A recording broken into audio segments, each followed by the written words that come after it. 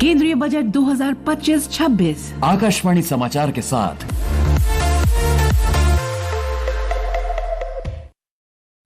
This is a special discussion on the Union Budget 2025 being presented by Akashvani. Let's listen to what the Honourable Finance Minister Srimati Nirmala Sitharaman has to say.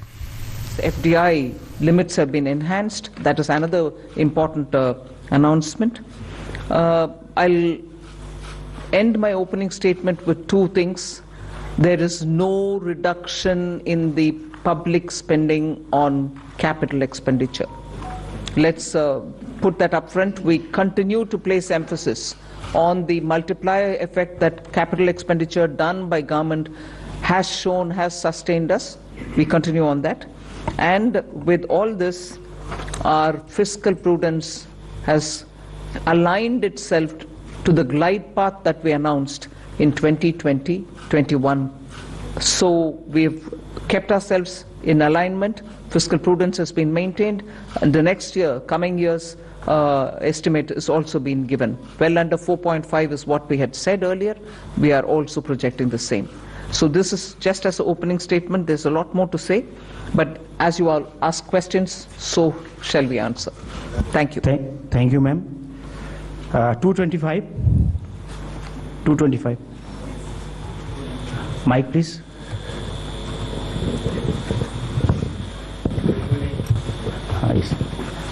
Ma'am, this is Shrimi Chaudhary from NDTV Profit. I just wanted to understand, ma'am, here. Ma'am, you said the new income tax bill will come next week. Will that be in the form of draft, and where you are also going to take stakeholder comments on that? Yes, as a bill, any bill goes to the standing committee, and the standing committee will of course consult with so many stakeholders, and then it will come back to us, and if necessary, any more amendments if need to be brought in, we'll bring it in and take it forward in the House.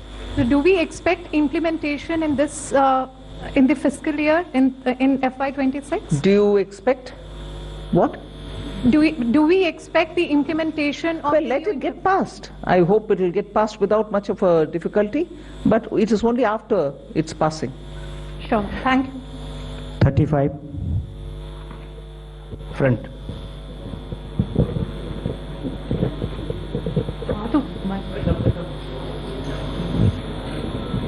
Ma'am, Timsi Jaipuria, this side from CNBC TV 18. As you said, this is a very responsive government, which is why government decided to give these tax rebates. But given the structure that you have announced, ma'am, up to 12 lakh is the rebate. Any reason why this rebate has been hiked from 7 to 12 lakh? Is it that the incomes or salaries were not growing up to the mark, which is why government thought that this rebate needs to be given? And also, how do you make up for this 1 lakh crore of revenue loss? Will it not impact the budget estimates? Where will you get this money from?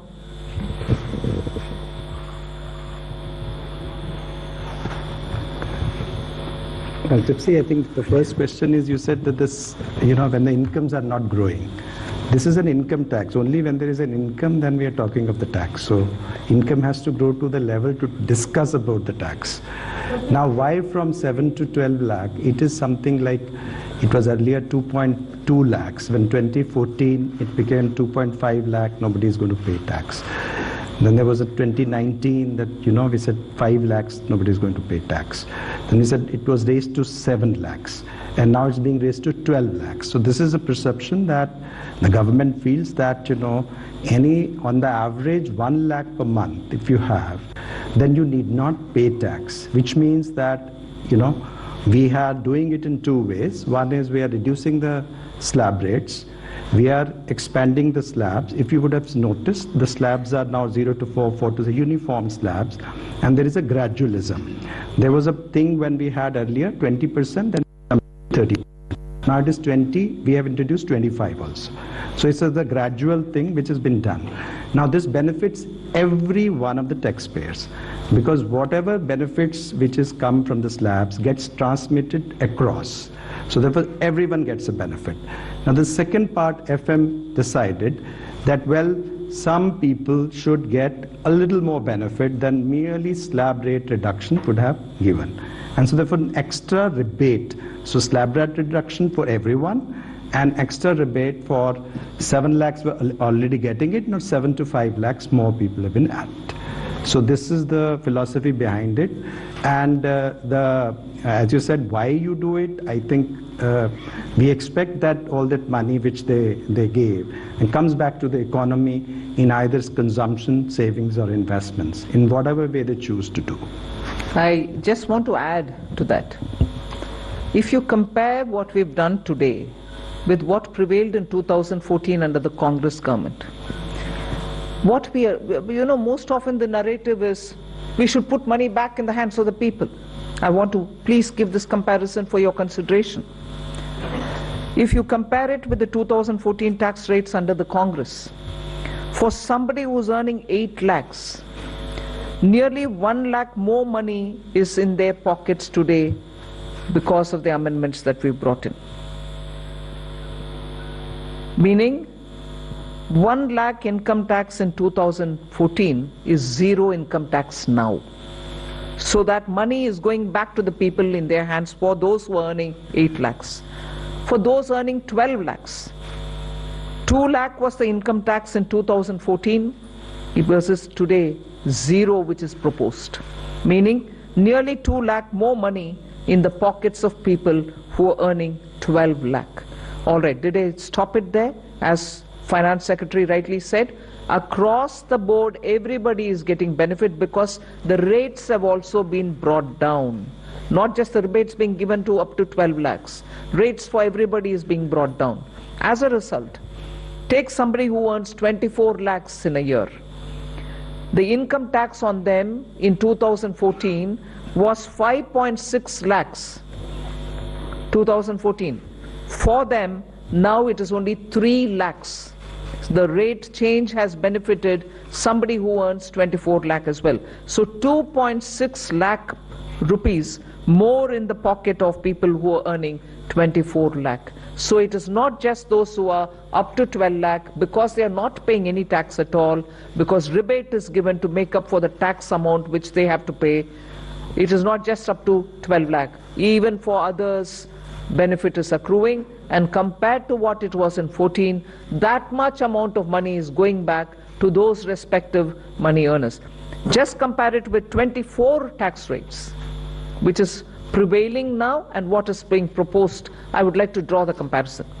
8 lakh people, meaning those who are earning 8 lakhs, 30,000 rupees more is being put back into their pockets, meaning they would be paying 30,000 in the prevailing tax, 8 lakh salaried wale. Now they pay 0 in the new proposal. Similarly, 12 lakh salary or income wale would have 80,000 rupees tax to pay in the current prevailing taxation rates. They would have 80,000 rupees now go back to their pockets. They don't have to pay that tax.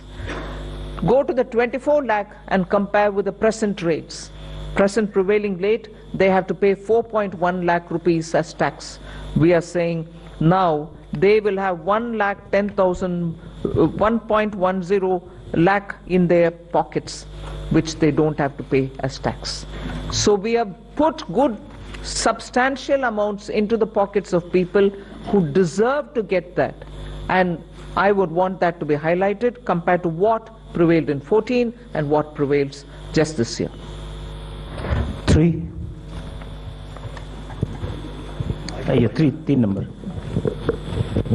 Ma'am, many congratulations. Something that has been quoted to you as well as the Prime Minister and yesterday the Chief Economic Advisor hinted, in terms of disinvestment and where you should not get into, government. You yourself have been talking from 2020, 21 and subsequently, government should be in less spaces.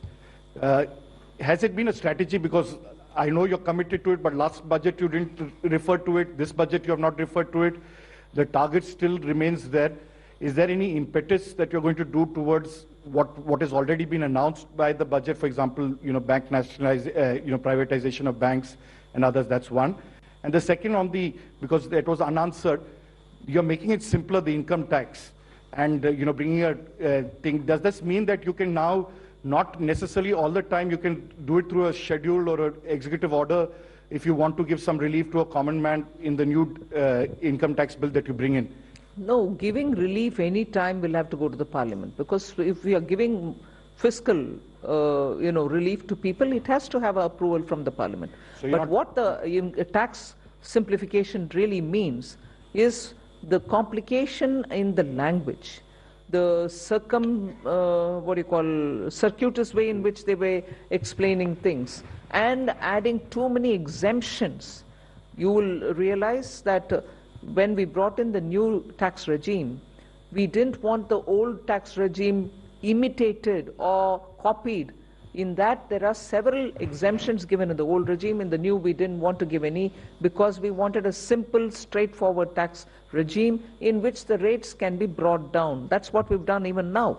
So the act itself had to be simplified. The attempt now is that. And on the disinvestment and... No, all that will continue. There won't be a relenting on any of this. On disinvestment, if I can add, you see, the last time, July, also the similar questions were asked. We have actually since then, a value creation strategy, which was actually well explained at that time also. There is no disinvestment target per se.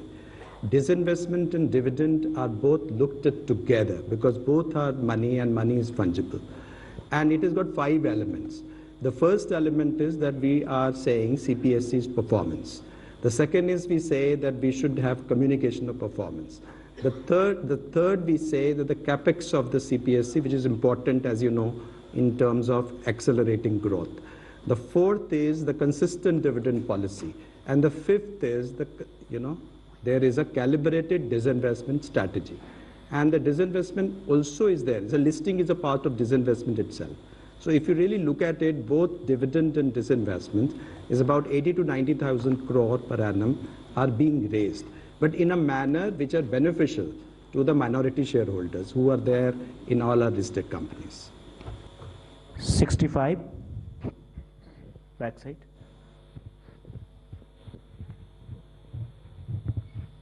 Good afternoon, ma'am. This is Ruchi Bhatia from Bloomberg News. I have a question for the Revenue Secretary and a question for you.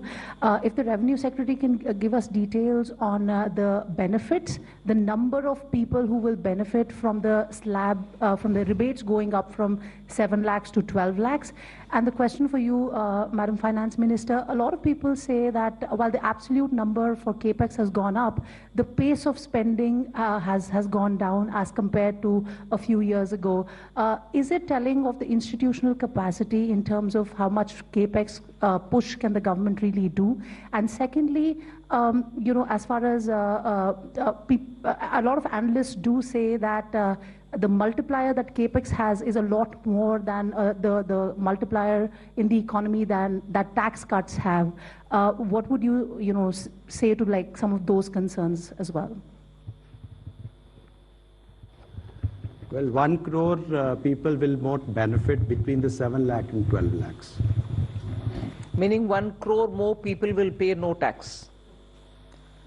On the CAPEX, I think there are 2 things playing out. One, of course, this particular year has had the elections happening, and because of that, both central government and state governments were catching up with investments, public spending on investments only from the second and the third quarter, so it showed. It's equally true that when fundamental requirements are taken care of, when you're bringing in additional overhead, there is a pace at which those additions happen. So it's not as if there is no thirst for capital expenditure, but now it will be at a pace in which you can build on each one of the developments that you've done prior. So it will continue. There are some departments which will need more. There are others who would probably reach a plateau, but expenditure will have to continue even in them. So the heads where the capital expenditure will happen will vary, but expenditure will happen in building assets. 121.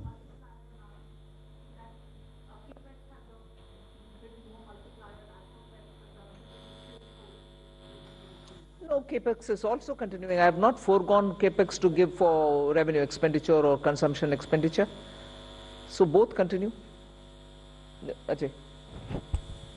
Look at what the overall numbers are. Even in the coming year, the next year, effective capital expenditure, including what Government of India provides to state for their capital expenditure, is 4.3% of the GDP, one of the highest. So it's not just what Government of India departments spend, it is the total money which goes for the capital expenditure. And if you look at that compared with this year's RE, there will be 20% increase. If you look B to B, still there will be a 10% increase. And it is not a capacity issue, it is a new sectors coming up. For example, if you notice, urban sector, the allocations are increasing. That's one area which requires a renewed focus. 121. On the capex, because this point can come up later also.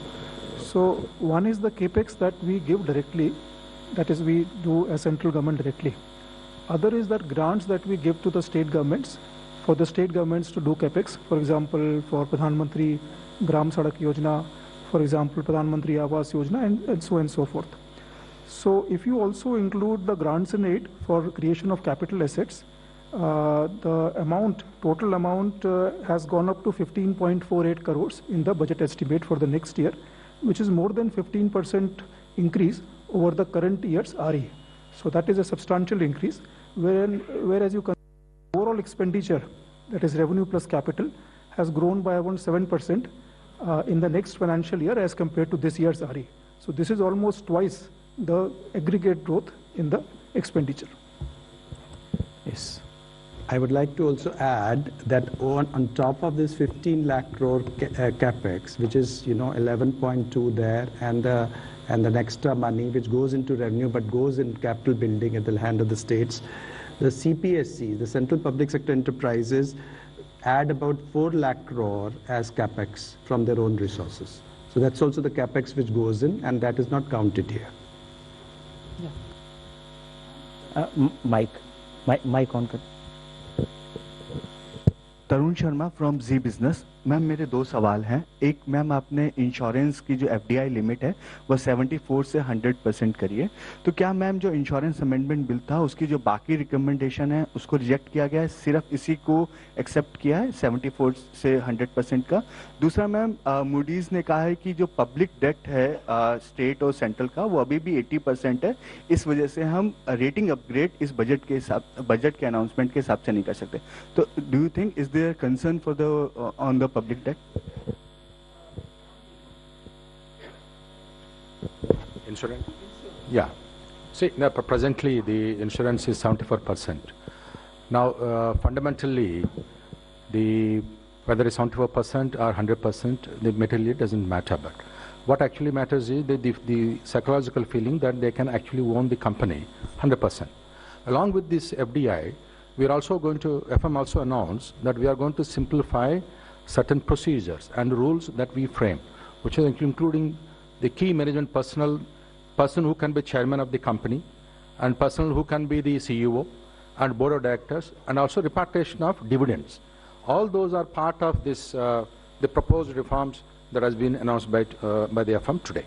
And sir, what about the other recommendation on the draft insurance amendment bill, sir? That's what we are actually bringing. The draft insurance bill is the one FM has announced, but the main point she has mentioned that 100% FDI, including simplification of existing rules for FDI investing. The draft bill is also coming. Is coming. Yes. And then public debt, ma'am. On the public.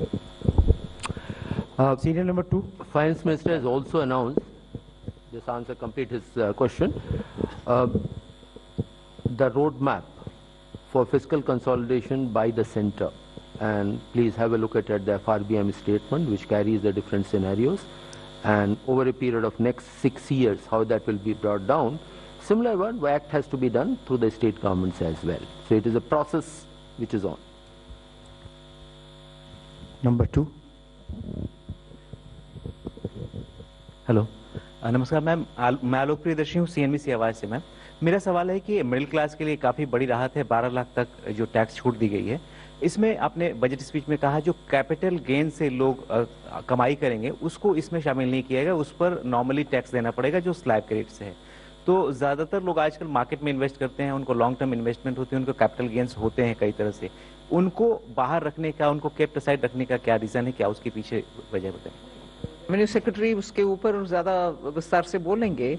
बाहर रखने वाली चीज नहीं है, income का calculation कभी भी वैसे ही होता है, उसमें कैपिटल गेन्स का जोड़ते नहीं है। मैं स्पष्टता के लिए उसको जोड़ रखा है उधर सेंटेंस पढ़ने के समय। ये नया मेरा पद्धति नहीं है कि इसको अलग रखो उसको अलग। Income calculation in general is done without the capital gains. You want to explain it please? Capital gains tax जो है वो हमेशा से रेट से अलग है। Normal in general is done without the capital gains. You want to explain it please? Capital gains tax जो है वो हमेशा से रेट से अलग है, नॉर्मल इनकम से अलग है। यदि नॉर्मल इनकम में शामिल होता तो यदि 30% के ब्रैकेट में कोई होता तो उसके कैपिटल गेन्स में 30% टैक्स लगता, तो वो क्या मान्य होता? तो कैपिटल गेन्स को एक अलग टैक्स की व्यवस्था की गई है जो कि कम है। वो इसलिए की गई है कि रिस्क उसमें है और उसमें लोग रिटर्न करते हैं कैपिटल मार्केट को बढ़ावा देने के लिए, तो उसमें 12.5% हमने टैक्स लगाया, तो वो एक अलग रखा जाता है। उसमें एक अलग एग्जेम्पशन लिमिट भी है। यदि वो एक साल में कैपिटल गेन्स आपको इज इट 1.25 लाख 1.25 लाख यदि हो तो वो एग्जेम्प्ट भी होता है, तो और यदि शॉर्ट टर्म हो तो वो 20% होता है, तो वो एक व्यवस्था अलग है। और नॉर्मल इनकम की व्यवस्था है जो कि स्लैब रेट और उससे काउंट होती है, तो इसलिए वो अलग ही है। कन्फ्यूजन ना हो इसलिए वित्त मंत्री जी ने स्पष्ट उसको कर दिया था स्पीच में, क्योंकि ये कन्फ्यूजन की संभावना थी कि सब लोग ये समझेंगे, तो उसको स्पष्ट किया गया। 46 पीछे बैक साइड एक करके। Hello ma'am, Harsh Kumar from Business Standard newspaper. Ma'am, since government has decided to move ahead with a comprehensive asset monetization plan, so what are the new changes from the previous one, and if you can give some broader aspects of it in detail? See, as we are aware that till the last year, the first program which was launched in 2021, achievements have been of the order of about 90%, which is a good progress. Based on that success is the next leap, almost double the amount which are coming up. And there are newer asset classes will also be come up. For example, transmission assets, and not just of the Government of India. Government of India doesn't own, say, Power Corporation, Power Transmission Corporation, but state government's assets are also there. So they will do the monetization, and you will hear very soon that entire plan will be out. Sir, can we, in future, can we get a separate number of asset monetization and disinvestment? See, this money, what the intent is, there's already an investment, or rather the assets are there, which may be owned by Government of India, which may be owned by, say, NHAI, or they may be owned by one of the PSUs. They disinvest, not disinvest, they monetize that asset and use that money to build a fresh or a new project and a new asset, plow back that money back into the economy. So these are not necessarily money coming to Consolidated Fund of India. Very rarely the money comes in. NHI doesn't invest, money remains with them, they build another road by using that money. 13. Front. Hi ma'am, good afternoon. I am Kriti, I'm from Informist Media. So right now you just said that your fiscal prudence has finally aligned with your glide path that you had announced in FY21. This year you have given a new roadmap, so mentioned debt to GDP roadmap. You aim to bring down your debt to GDP ratio to 49 to 51% by FY31, considering the nominal GDP would be in the range of 10 to 11. So based on that, and you said that you will peg your fiscal deficit in a way that it goes on to bring down your debt to GDP ratio. So is there a rough estimation of what kind of fiscal deficit you may have by FY31? And secondly, on 31, when you aim to bring down your debt to GDP ratio. Secondly, on funding of fiscal deficit for the next fiscal year, you have brought down the borrowing from small savings from considerably low. It's 16% low from last year. Is there any reason for the limited optimism? Earlier, it used to finance 25% of your deficit. Now it's going to finance 22% of your deficit. So if you could just elaborate on if there is any reason for that. Thank you. First of all, that what is going to be the fiscal deficit in nth year from now? The path is very clear that debt to GDP ratio will be on a declining path, depending upon what the growth rate in the economies are, what kind of a stimulus measure or a further consolidation measures would be needed. And the roadmap does envisages three scenarios: mild, moderate, and high level of consolidation. So do your maths there, that the range is coming up. In the best case scenario, the highest growth rate and highest level consolidation can go as low as 47.5%. Very low growth rate, etc., it comes to 52. What the goal is taken is 50 plus minus 1%, and that's showing that physical response to needs of the economy. So that is the goal, but overall trend has to be declining trend. And just see the record. 2021, Finance Minister announced will come down to 4.5 next year. This year we are 4.8, next year is 4.4. So this is a track record, that's what we follow. Your next question? Small savings, borrowing from small savings. Here the interest rate, if you notice in the last 2 to 2.5 years, are being set in a manner so that there's neither an incentive nor a disincentive to come to small savings. These are the numbers where we see the trend, and based on the trend we project it. What is being overall is being monitored and watched or set is the overall fiscal deficit, overall borrowings. If more is coming in small savings, less from the market. If less is coming from the small savings, more will be from the market. So our assessment numbers are slightly lesser than this year, and to that extent market borrowings we have indicated, which will be slightly less than the current year numbers, marginally lower are there. But if there were to be more inflow of small savings, to that extent market borrowings will go down. And as you are aware, we do set the calendar every half year. 51.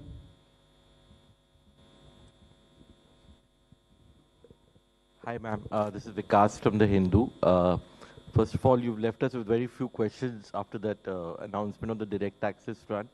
And you mentioned that there is a 1 lakh crore, revenue foregone from that move, which is obviously going to help boost consumption and demand and private investment in turn. I wanted to get a sense of the mathematics behind the overall fiscal math that we've worked out for next year. Because despite this tax relief, we are looking at a direct income tax as receipts as a part of gross tax receipts are likely to rise to 33.7% as per the revenue receipts plan, and which is the highest ever, and marks a significant increase over the 24-25 income tax receipts. So I wanted to understand what's, what gives, how do you work this out? Because on one hand, we are giving away significant relief. Where do we expect the gains from? I hope you're not suggesting we shouldn't have done this. Are you? I hope you're not suggesting that we shouldn't have done this income tax, giving money back to people through rebates and other ways. No, I'm just curious where we expect the buoyancy coming from. That's fine. All right. It was answered at that time. Anyway. Okay, let me just see. We are talking about personal income tax, taxes on income. And we had 19.7% growth in 22-23. We have 25.4% in actual terms, and 24-25, 23-24, we had 25%, and 24-25, if you take the RE figures, growth is likely to be 20%. And what we have proposed for 25-26 is a growth of 14.4%. So we have moderated. I mean, we have been growing 20% almost on this plan, and we have made it 14%.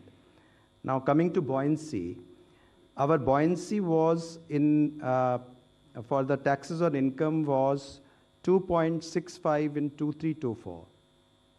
And 24-25 expected buoyancy is 2. And the buoyancy which has been assumed for 25-26 is 1.42. So you would see that we have assumed a moderate buoyancy looking into the sacrifice of revenue which has been done. So we have done our math. Thank you. Budget पर हमारी विशेष चर्चा के कार्यक्रम में आपका बहुत बहुत स्वागत है। अभी आप सुन रहे थे जो प्रेस कॉन्फ्रेंस वित्त मंत्री जी की, और हमारे साथ स्टूडियो में है हमारे विशेष मेहमान जो आर्थिक विशेषज्ञ संतोष तिवारी जी और शरद कोहली जी, जो हमें बजट की विभिन्न बारीकियों पर बताएंगे, उनके विभिन्न पहलुओं पर प्रकाश डालेंगे। बहुत बहुत स्वागत है आपका। धन्यवाद, थैंक यू। शरद जी, सबसे पहले आपके पास आते हैं। जो डायरेक्ट टैक्स को लेकर बहुत दिनों से एक चर्चा थी, एक उम्मीद बन रही थी कि मध्यम वर्ग के लिए कुछ राहत आएगी, और विभिन्न विशेषज्ञ भी आशा जता रहे थे कि शायद डिमांड को एक पुश देने के लिए सरकार ज़रूर इस बजट में शायद कुछ ऐसा प्रावधान ला सकती है, और हमने देखा कि वो प्रावधान एक्चुअली आया है और जो उम्मीद थी वो पूरी हुई है। आप हमें बता सकते हैं कि क्या एग्जैक्टली इसके अहम पहलू क्या हैं? एक जो लेमैन है वो कैसे समझे इस जो प्रावधान आया है उसको, कि 12 लाख तक जो आपकी आमदनी है अगर सालाना, तो आपको कोई टैक्स नहीं देना है। वो कैसे क्रियान्वित होगा? जो टैक्स स्लैब्स आए हैं उनके आधार पर अगर आप हमें बताएं। नमस्कार सोनू और सभी आकाशवाणी के श्रोताओं को मेरा अभिनंदन। देखिए, बहुत बड़े तौर पे पहली बात तो मध्यम वर्ग के लिए ये अमेंडमेंट्स आई हैं। हर साल बजट में मिडिल क्लास इंतज़ार करती थी और सेटिस्फाई कभी हो जाते थे, कभी नहीं होते थे। मुझे लग रहा है अब उनको कोई शिकायत होनी नहीं चाहिए, क्योंकि इतने बड़े बदलाव किए गए हैं।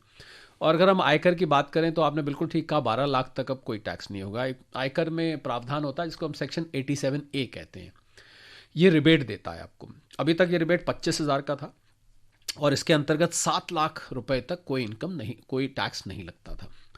इसको रिबेट को बढ़ाकर अब 60,000 कर दिया गया है। तो अगर 60,000 रिबेट को हम इनकम में कन्वर्ट करते हैं तो 12 लाख आ जाता है। और जो सैलरीड हैं, ये ध्यान देने वाली बात है, उनको स्टैंडर्ड डिडक्शन 75,000 की अलग से मिलती है।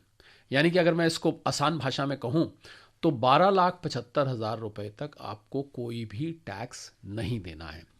पर अब इसमें देखने वाली बात यह है कि बहुत सारे लोग ये पूछ रहे थे सोनू यहाँ पर कि भाई अगर 12,75,000 तक कोई टैक्स नहीं देना है, लेमैन वाली जो आपने बात करी, तो फिर ये 4 लाख, 8 लाख, 12 लाख के स्लैब किस लिए हैं? तो ये इसलिए है कि अगर आप 12,75,000 से ऊपर जाते हैं तो फिर आपके ऊपर टैक्स लगना 4 लाख से शुरू होगा। तो पहली बात तो basic exemption limit new regime में 3 लाख की थी, उसको भी बढ़ा के 4 लाख कर दिया गया है।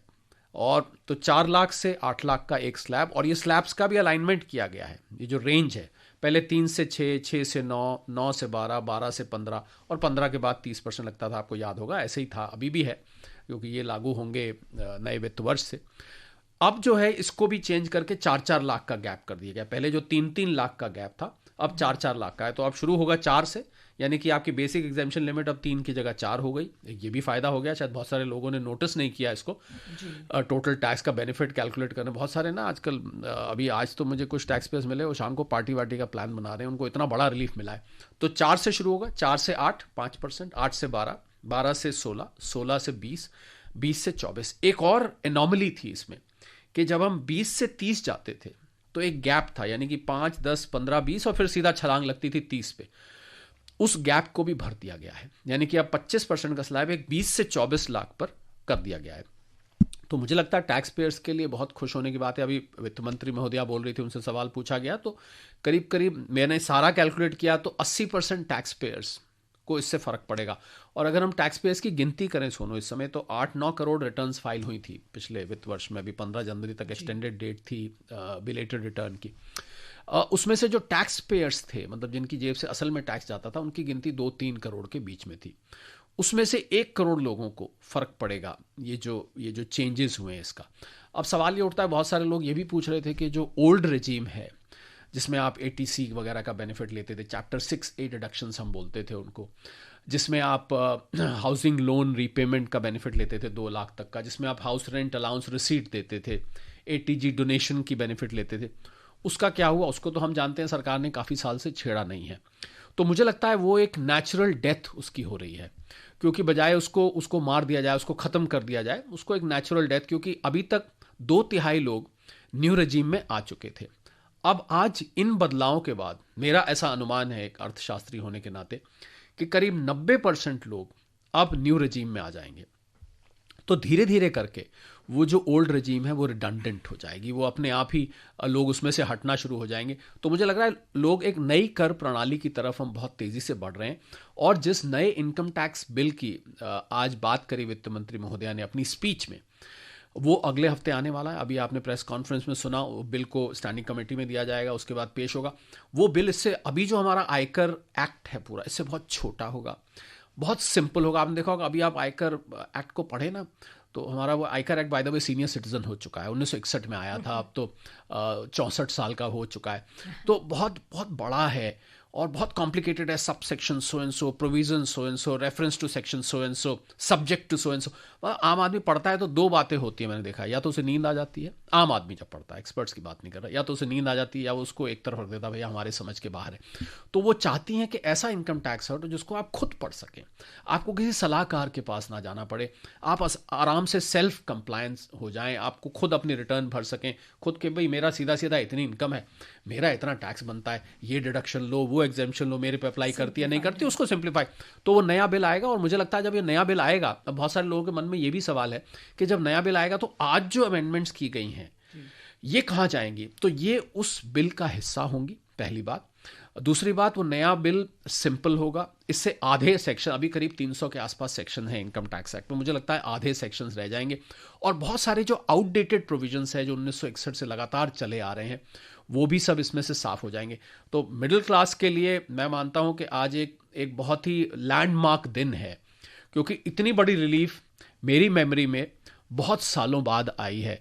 और जैसा मैंने आपको कहा, बहुत सारे मिडिल क्लास वाले जैसे जैसे इसको समझ रहे हैं और उनके अंदर ये एब्जॉर्ब हो रहा है, तो वो शाम को घूमने फिरने की तैयारी कर रहे हैं, पार्टी की तैयारी कर रहे हैं। भाई कोई कह रहा है मेरा 70,000 बच गया, अब देखिए ना 12 लाख इनकम वाले का 71,000 रुपए से ऊपर बच रहा है, और 71,000 रुपए मैं समझता हूँ एक बड़ी अमाउंट है। और इसको क्या करेंगे, इसके लोग खर्च, दो ही काम कर सकते हैं, या खर्च करेंगे या सेव और इन्वेस्ट करेंगे।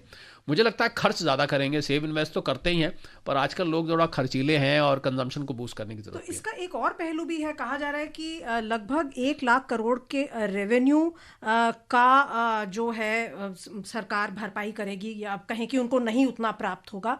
सो ये सरकार की वित्तीय मजबूती भी दर्शा रहा है कि उनके पास इतनी गुंजाइश है कि उन्होंने ये कदम उठाया। दो बातें हैं इसमें सोनू, आपने बहुत अच्छी बात करी। दो बातें, एक तो सरकार की वित्तीय मजबूती तो है ही है, हम फिस्कल कंसोलिडेशन हमने अभी देखिए ना 4.4 का फिस्कल डेफिसिट टारगेट रखा है। बहुत ही मैं समझता हूँ बजट का एक खूबसूरत भाग अगर मैं कहूँ तो ये है कि हम फिस्कल टारगेट को हम 4.5 से, फिस्कल डेफिसिट के टारगेट को 4.5 से नीचे ले आए हैं। ये बहुत अच्छी बात है, जो 4.9 के आसपास था। तो एक तो ये जतला रहा है कि हमारे पास फिस्कल कंसोलिडेशन है।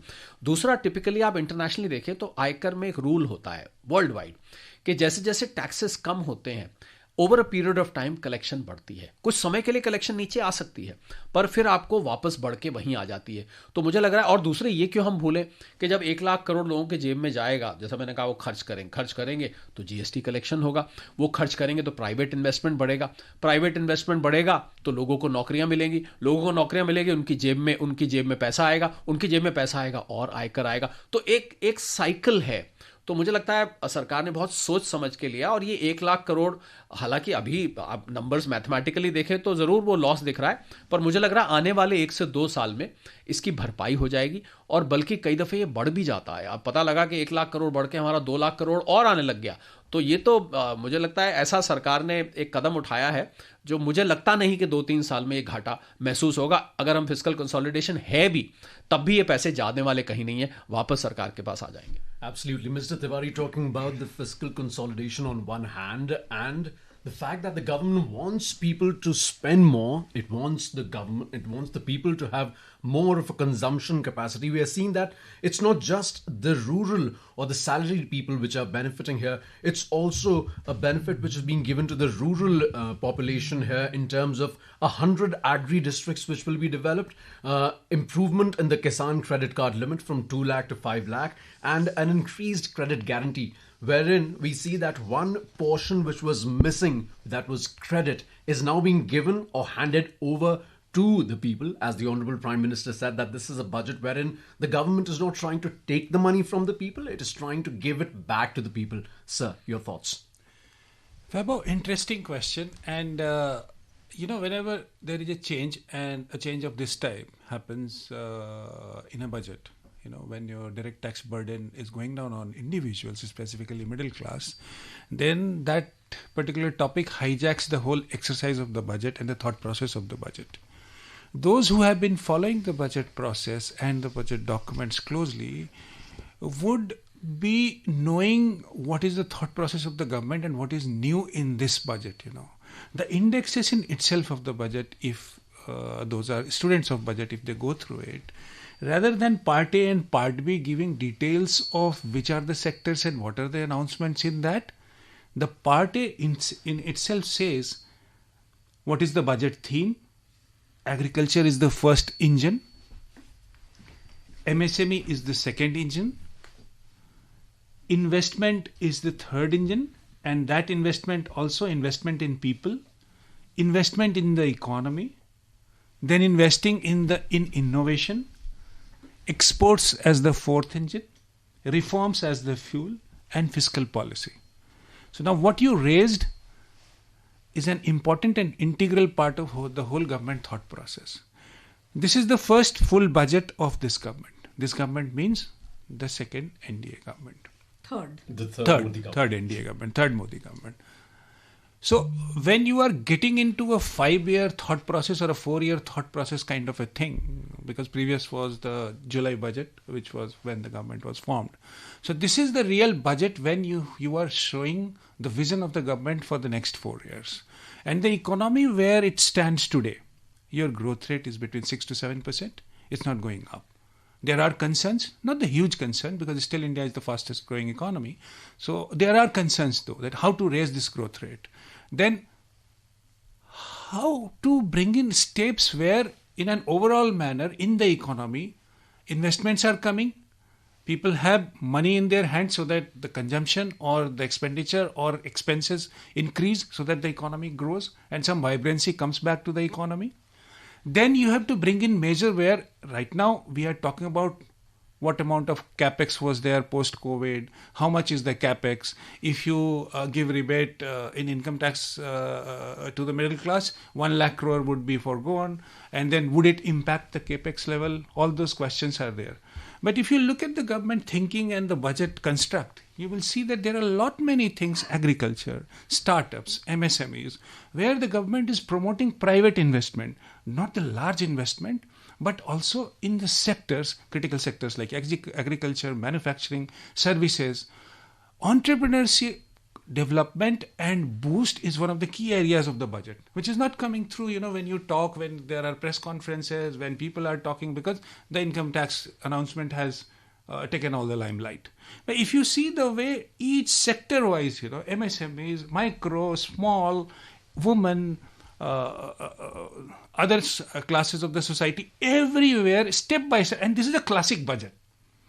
The steps have been discussed, and sector-wise, the steps have been written in the budget. If you go minutely, paragraph by paragraph, you will see that wherever boosting the economy is required, bringing in measures are required for the short term or the middle term, there are all measures, which have been listed for all sectors.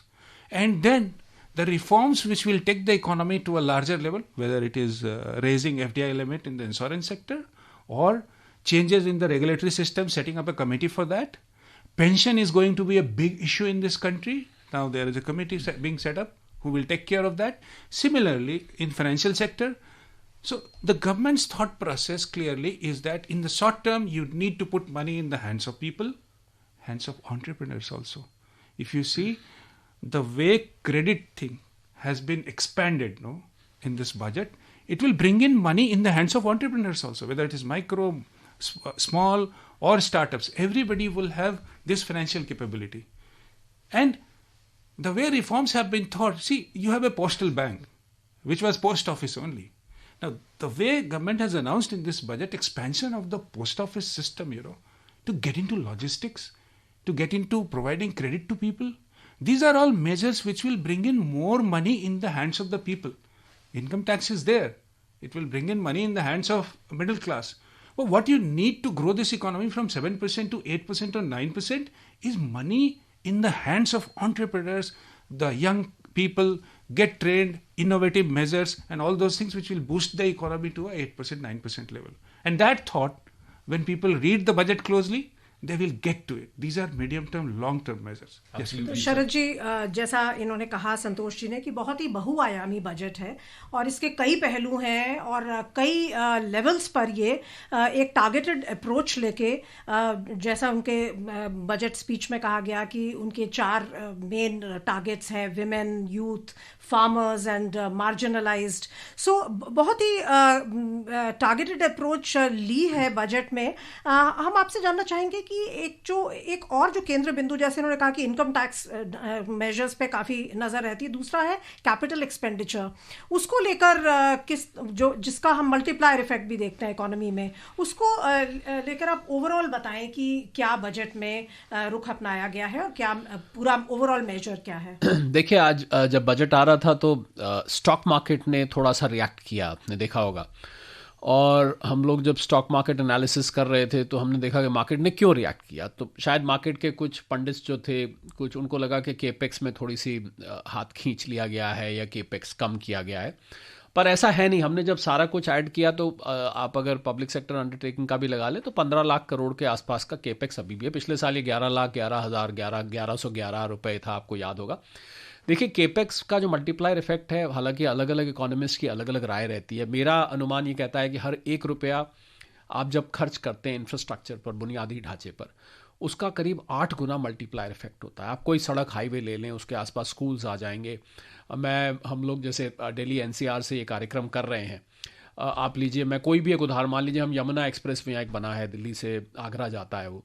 मैं उसका उदाहरण लेता हूँ कई दफ़े कि देखिए, वहाँ कुछ नहीं था. मुझे याद है उस इलाके में मैं जाता था तो वहाँ पर खेत होते थे खाली, कुछ नहीं, या ज़मीन होती थी. अब आज उस पर जाएँ तो मेरे ख्याल देश का सबसे बड़ा एयरपोर्ट वहाँ पर तैयार है. फिल्म सिटी वहाँ बन रही है, इतने सारी residential developments, industrial township, schools. तो एक सड़क ने एक पूरी अर्थव्यवस्था खड़ी कर दी. मैं शायद 8 गुना मल्टीप्लायर इफेक्ट, मैं शायद कम ही बोल रहा हूँ, पर मैं कंजर्वेटिव व्यू लेके चलता हूँ. तो मुझे लगता है कि बुनियादी ढांचे के प्रति सरकार का कमिटमेंट इस साल थोड़ा सा, देखिए अभी प्रेस कॉन्फ्रेंस में भी हमने सुना कि इस साल क्योंकि इलेक्शंस थे, MCC model code of conduct लग जाता है, थोड़ा सा पॉलिसी इम्प्लीमेंटेशन में सुस्ती लानी पड़ती है. आपको मॉडल कोड ऑफ कंडक्ट का पालन करना पड़ता है. कुछ महीनों के लिए जो स्लो रहा, उसकी वजह से ऐसा लगा जैसे कि हमने शायद केपेक्स में कमी करी है, पर असल में जैसे ही इलेक्शन खत्म हुए उसके बाद सरकार ने फिर एक्सेलरेटर दबा दिया. और PM गति शक्ति का आपने सुना होगा, अभी भी प्रधानमंत्री, वित्त मंत्री महोदय ने भी बात करी कि सारों को कोऑर्डिनेट करके जितने भी बुनियादी ढांचे के प्रोजेक्ट चल रहे हैं उन सब में रफ्तार देने के लिए, चाहे वो शिपिंग हो, चाहे वो पोर्ट्स हों, चाहे वो एयरपोर्ट्स हों, चाहे वो नेशनल हाईवेज हों, चाहे रेलवे स्टेशन हो, तो मुझे लगता है कि केपेक्स में तो सरकार पीछे जा ही नहीं सकती. और केपेक्स ने ही ये जो अर्थव्यवस्था की रफ्तार हम देखते हैं 7-8% तक गई, और ये जो थोड़ी सुस्त भी पड़ी है सोनू, मैं यहाँ पर कमेंट करना चाहूँगा कि ये सिक्लिकल है. ये देखिए, एक अर्थव्यवस्था एक पहिया होता है, वो ऐसे घूमता है, कुछ एक स्पोक ऊपर जाता है, नीचे आता है, थोड़ा सिक्लिकल है, कुछ थोड़ा सा ग्लोबल हेडविंड्स भी हैं. हमें ये नहीं भूलना चाहिए कि दुनिया इस समय 2.7 की रफ्तार से बढ़ रही है, तो हमारी 6.4 की रफ्तार अगर जिसको कम लग रही है तो वो 2.7 बाकी की दुनिया की ओर देखें. हम ये तो आप डबल करें तो डबल से भी ज़्यादा आता है, 2.7 का डबल 5.4 होता है, हम तो 6.4 पे. तो मुझे लगता है कि केपेक्स के लिए सरकार कमिटेड है, और सरकार को ये समझ में आ गया है, इकोनॉमिक प्रिंसिपल्स भी हैं, कि कोई ऐसा रीज़न नहीं है कि उसमें अब स्लोनेस लाई जाए. तो आप अगर सारी चीज़ों को जोड़ के हम बजट के अलग अलग पहलुओं को उठा के देखेंगे तो उसमें जो है आपको केपेक्स भरपूर दिखाई देगा. जी. और अब हम चर्चा जारी रखेंगे, ज़रूर जारी रखेंगे आगे भी. ये आज सिलसिला चलता रहेगा, लेकिन अभी हमें रुकना होगा क्योंकि हिंदी और अंग्रेज़ी में समाचार होंगे और उसके बाद हम वापस स्टूडियो में इस चर्चा को जारी रखेंगे. We will continue this discussion on the Union Budget of 2025 with our experts, Mr. Sharad Kohli and Mr. Santosh Tiwari, at 10 minutes past 5. But before, we'll have the news bulletins in Hindi and English. केंद्रीय budget 2025-26 Akashvani समाचार के साथ.